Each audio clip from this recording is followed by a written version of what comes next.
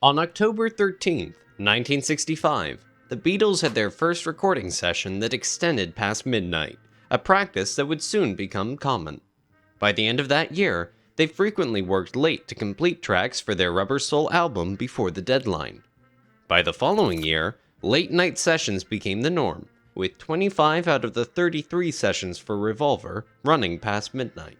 The first song produced in this way was Drive My Car.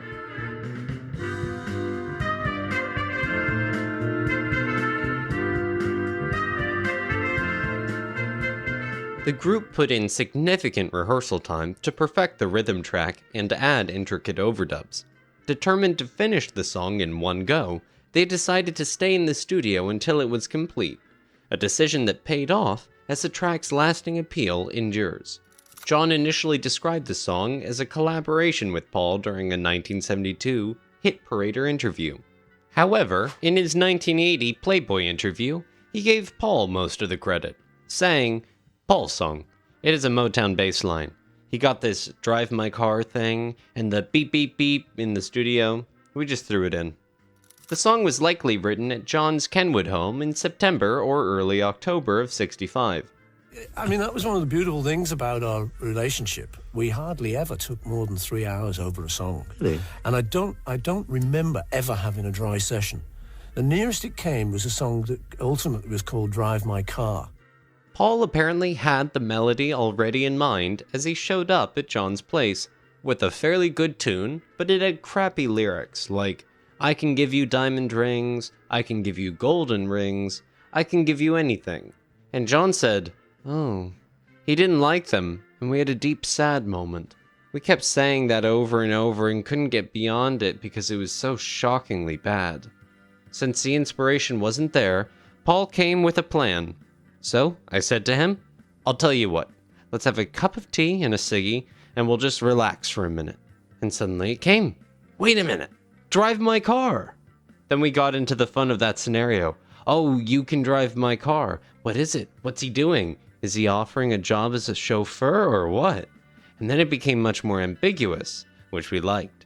Instead of golden rings, which was a bit poofy, golden rings became beep beep yeah. We both came up with that. Suddenly we were in LA. Cars, chauffeurs, open-top Cadillacs, and it was a whole other thing.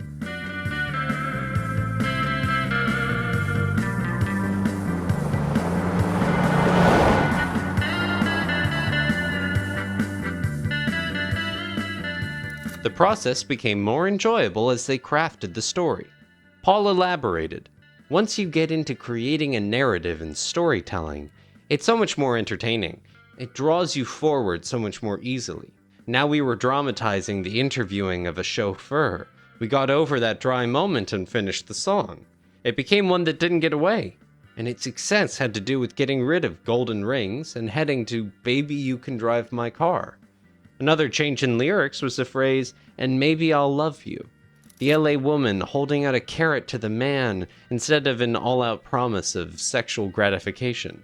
Drive My Car was an old blues euphemism for sex, so in the end all is revealed. Black humor crept in and saved the day. It wrote itself then.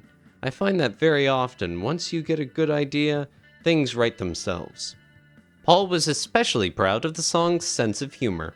Just 2 days after recording, he referred to it when he told a music magazine, "We've written some funny songs with jokes in. We think the comedy numbers are the next big thing after protest songs."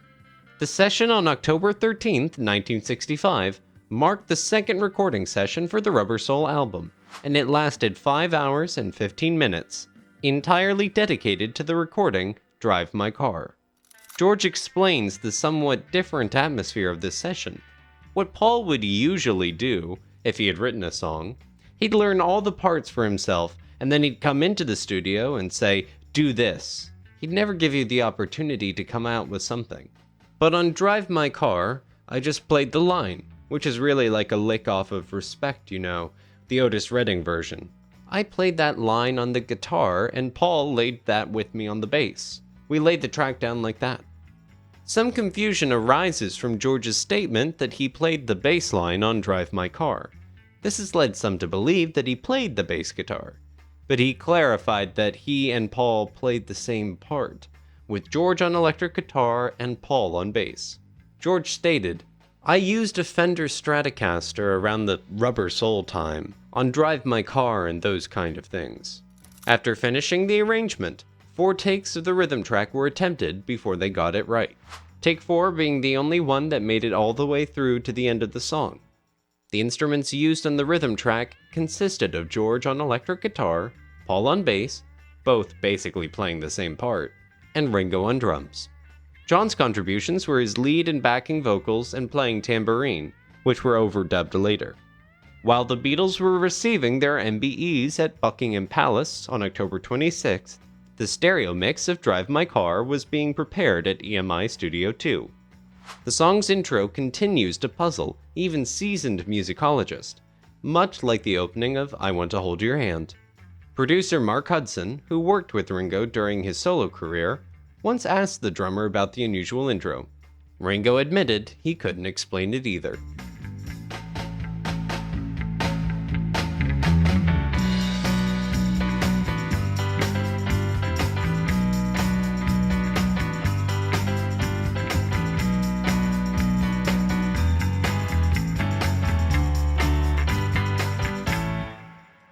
Drive My Car?